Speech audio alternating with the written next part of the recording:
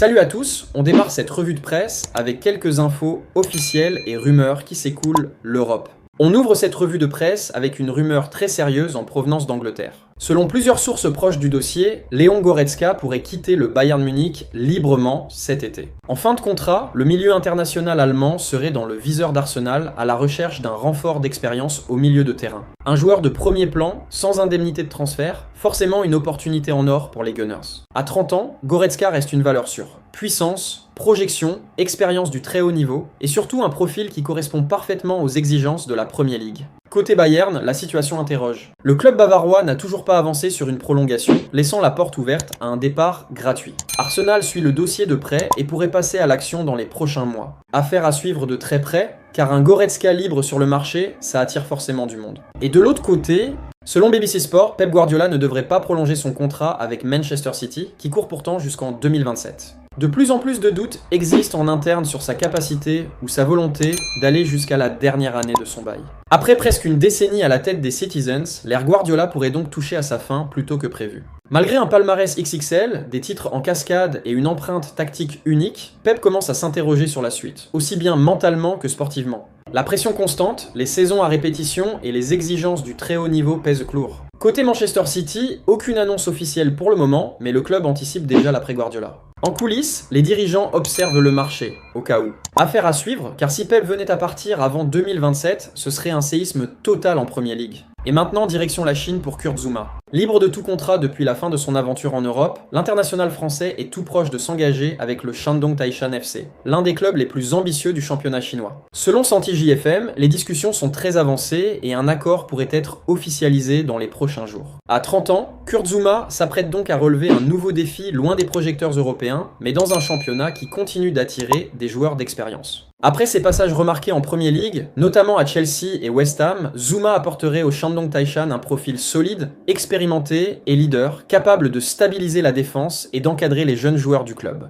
Pour la Super League chinoise, ce serait un joli coup médiatique avec l'arrivée d'un joueur au palmarès bien rempli, champion d'Angleterre, vainqueur de la Ligue des Champions et habitué des grands rendez-vous européens. Ce choix marque aussi un tournant dans la carrière de Kurt Zouma qui semble privilégier un projet sportif clair et une nouvelle aventure culturelle tout en restant compétitif au plus haut niveau possible. Si la signature se confirme, ce transfert symboliserait une fois de plus la volonté des clubs chinois de miser sur des joueurs reconnus pour renforcer leur image et leur performance. Affaire à suivre de très près. Et maintenant, ça commence à parler du côté madrilène. Selon El Larguero, la situation serait de plus en plus délicate dans le vestiaire et Álvaro Arbeloa se retrouve aujourd'hui au cœur des débats. En interne, plusieurs joueurs auraient le sentiment que l'actuel coach n'est qu'un entraîneur intérimaire sans véritable poids décisionnel. Résultat, aucun réel changement n'aurait été perçu dans la gestion du groupe ni dans le projet sportif malgré les attentes placées après les derniers résultats mitigés. Autre point qui a surpris l'effectif, la non-entrée en jeu de Dani Ceballos lors de la rencontre face à Benfica.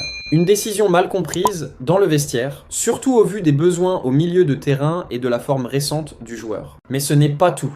La conférence de presse d'Arbeloa avant le match contre le Rayo Vallecano aurait été retardée. Conséquence directe de nombreux désaccords internes. Un épisode révélateur des tensions existantes entre le staff, la direction et une partie des joueurs. Cette situation pose une vraie question. Le Real Madrid peut-il continuer avec un climat aussi instable à un moment clé de la saison ? Le vestiaire semble attendre un signal fort, que ce soit au niveau du leadership, des choix sportifs ou de la clarté du projet. Les prochains matchs s'annoncent donc décisifs, autant sur le terrain qu'en coulisses. Une chose est sûre, à Madrid, la pression est maximale et chaque décision sera scrutée de très près. Et en Arabie Saoudite, Cristiano Ronaldo menace de quitter Al Nasser après la Coupe du Monde. Le joueur portugais poursuit son entraînement normalement, mais ne devrait pas jouer contre Al Ittihad ce vendredi.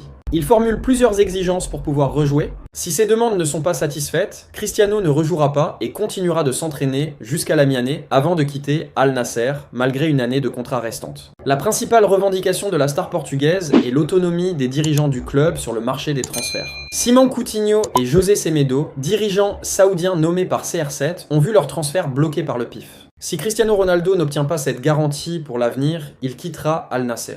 Sa clause libératoire est fixée à 50 millions d'euros lors du prochain mercato. Il a reçu des marques d'intérêt de clubs de MLS et d'Europe. Source, ESPN Brazil. Que pensez-vous de cela? Dites-nous dans le commentaire. Et du côté Barcelone, coup dur pour le FC Barcelone et pour Marc-André Ter Stegen. Le gardien allemand va devoir passer par la case opération suite à une grave blessure aux ischio-jambiers. Le club a confirmé que l'intervention est désormais inévitable. La durée exacte de son indisponibilité sera communiquée prochainement, mais selon les premières estimations du staff médical, Ter Stegen devrait être éloigné des terrains entre 2 et 4 mois. Un vrai coup d'arrêt pour le portier blaugrana, pilier du Barça depuis plusieurs saisons, aussi bien par ses performances que par son leadership dans le vestiaire. En attendant plus de précisions officielles, tout le club et les supporters espèrent un rétablissement rapide et complet pour le numéro 1 allemand. Et en Angleterre encore, selon Football Insider, rien ne garantit aujourd'hui que le latéral gauche de Liverpool rejoindra Tottenham à l'expiration de son contrat cet été.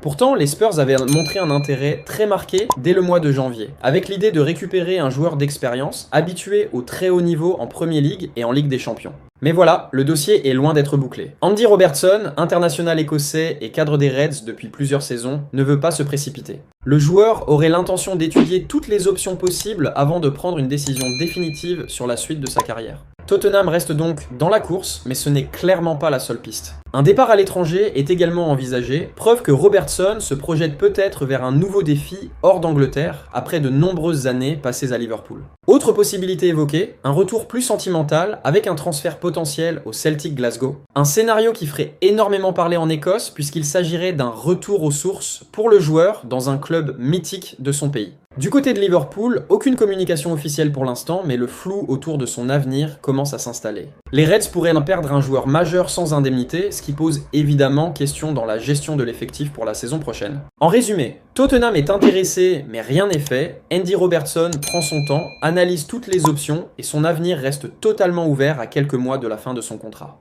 Affaire à suivre de très près sur le marché des transferts. Et de l'autre côté, c'est officiel. Selon Fabrizio Romano, expert mercato connu pour ses scoops fiables, Alex Jiménez va signer définitivement à Bournemouth jusqu'en juin 2031 après une première saison en pré-réussie en Premier League. Les détails du transfert.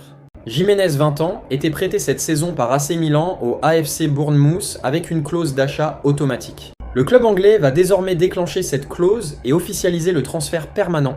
Le montant total est estimé à 125 millions d'euros, dont 19,5 millions d'euros fixes, plus 5,3 millions d'euros de bonus liés aux performances. Cela correspond parfaitement à ton idée de 25 millions d'euros annoncés. Même si dans le détail, c'est plutôt 19,5 plus bonus. Répartition du chèque. L'accord prévoit que 50% de la somme sera reversée au Real Madrid, où il a été formé, car le club a gardé une clause de revente. L'autre moitié revient à AC Milan, qu'il avait acheté puis prêté à Bournemouth. Jiménez est un latéral droit espagnol très prometteur, formé au Real Madrid, passé par l'académie puis par le Milan, où il a explosé avant son prêt en Angleterre. En Premier League, il s'est imposé comme un titulaire régulier, convainquant Bournemouth de l'acheter définitivement. Et pour Bournemouth, c'est un investissement long terme, contrat jusqu'en 2031. Il sécurise un jeune talent déjà adapté à la Premier League. Que pensez-vous de cela? Dites-nous dans le commentaire. Et c'est tout pour aujourd'hui, n'oubliez pas de vous abonner.